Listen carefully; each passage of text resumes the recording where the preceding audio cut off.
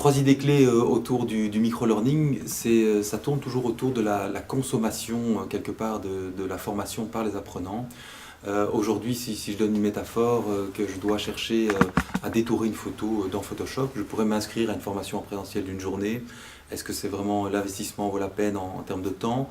Je pourrais acheter un module e-learning en ligne sur Photoshop avec toutes les fonctionnalités. Et troisième option, si je trouvais sur YouTube un petit dispositif qui me permettrait juste d'apprendre à détourer une photo en 3 minutes gratuitement. Voilà. Est-ce que spontanément, je pense que chacun de nous irait plutôt vers cette troisième solution? Dans le monde de la formation des adultes, on va retrouver ce même genre de problématique et c'est l'idée de se former avec le pick and choose. Donc je vais uniquement avoir besoin d'une information qui m'est utile là maintenant dans ma pratique.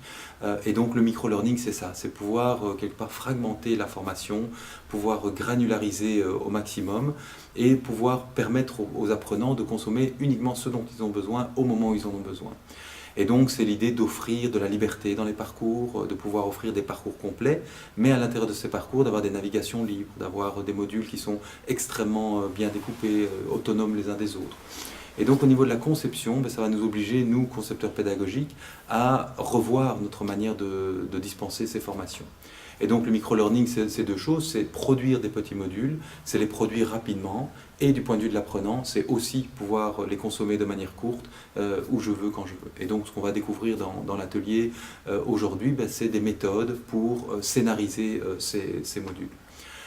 Ce qu'on peut dire aussi par rapport à ça, c'est que quand on est dans un module e-learning aujourd'hui, on va sortir de ce qu'on a connu il y a quelques années, le tourne-page où j'ai un PowerPoint qui est mis en ligne avec du quiz, et on va essayer de varier les approches avec effectivement du contenu de transmission, de l'évaluation, mais aussi peut-être un aspect plus émotionnel, cerveau droit, donc l'idée de faire appel à des métaphores, de faire appel à des histoires, à la réalité des personnes. On va relier ça au concept de 70-20-10, se dire est-ce qu'on n'est pas uniquement dans le transfert non plus, et on va aussi ajouter des activités interactives, c'est-à-dire qu'on va varier les modalités, et on n'a pas uniquement un bouton Next Next, mais on va proposer des activités d'exploration aux apprenants.